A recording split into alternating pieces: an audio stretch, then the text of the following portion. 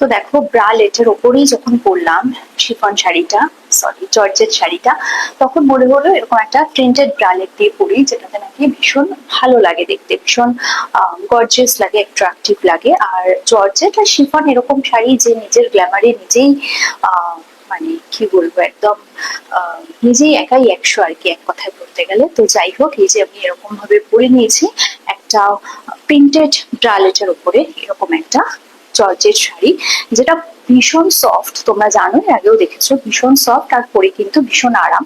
তো এই শাড়িটা আমি তো এরকম ভাবে পরেছি, এটা যদি আমি অন্য ভাবে পরি তাহলেও কিন্তু বেশ ভালো লাগবে, তো সেটাও দেখাবো তোমাদের। আর আরো একটা অন্য ব্লাউজের সাথেও পরে দেখাবো।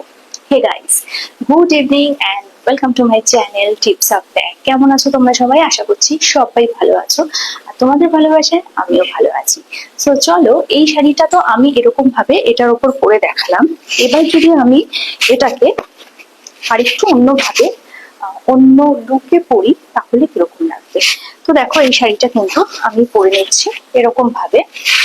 এরকম ভাবে পরলেও শাড়িটা কিন্তু ভীষণ ভালো লাগবে, তোমাদের সাথে আমি শেয়ার করছি। মানে একটা শাড়ি ব্রালেটের ওপর কত ভাবে পরা যায় এবং কত সুন্দর দেখতে লাগে। ওই যে বললাম, এটা হচ্ছে শিফনের প্রবলেম, যে শিফন কখনো এক জায়গায় থাকে না, এই হচ্ছে ব্যাপার। তো সেক্ষেত্রে এর জন্য একটু প্রবলেম হয়। তো দাঁড়াও একটু। তো আর এখানে যেহেতু আমি ব্রালেটের ওপর করছি, সো আমার কোনো পিনাপেরও জায়গা নেই। তো দেখো, এরকম ভাবে একটা শিফন শাড়ি আমি কিন্তু পরেছি এরকম একটা রেড ব্রালেটের উপর। এরকম একটা রেড ব্রালেটের উপর আমি এরকম একটা শিফন শাড়ি পরেছি। প্রথম তো শাড়িটা দেখালাম ওরম ভাবে পরে, আর আরেকবার দেখাচ্ছি এরকম ভাবে পরে, যেটাতেও কিন্তু বেশ ভালো লাগছে। আর এটাতে কিন্তু মনে হচ্ছে আমি একটু আটপৌরে করে পরেছি, কিন্তু না, এটা কিন্তু আমি আটপৌরে করে পরিনি।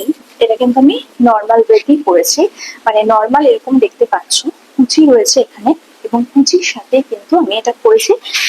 হ্যাঁ, এটা আমি একটু আঁচলটা একটু অন্যভাবে দিলাম, যাতে পরতে মানে দেখতে ভালো লাগে।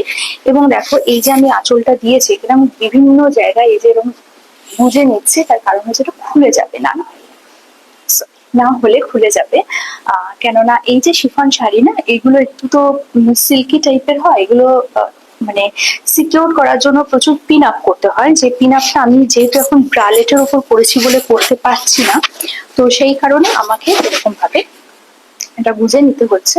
তো কিরম লাগছে সেটা তো তোমরা বলবে।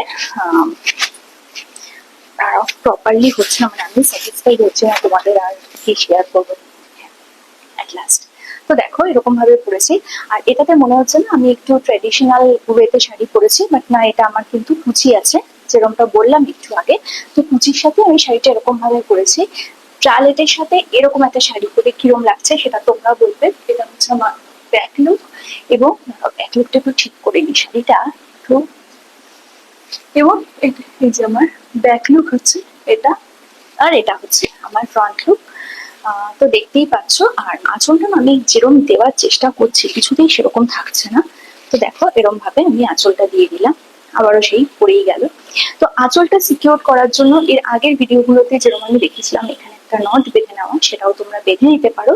যদি তোমরা সিভলেস বা মানে ব্যাকলেস বা ধরো এরকম ব্রালেটের ওপর করতে চাও, তাহলে কিন্তু সিকিউর করার জন্য আঁচলে একটা অবশ্য করে নট বেঁধে নেবে, তাতে কিন্তু দেখতে ভীষণ সুন্দর লাগে। আর এই যে আবারও দেখিয়ে দিচ্ছে, এটা আমার ব্যাগ, এই দেখো বারবার স্লিপ হচ্ছে, এই যে ব্যাগ, এবং এই যে এটা আমার ব্যাক লুক। কিরম লাগছে তোমরা বলবে।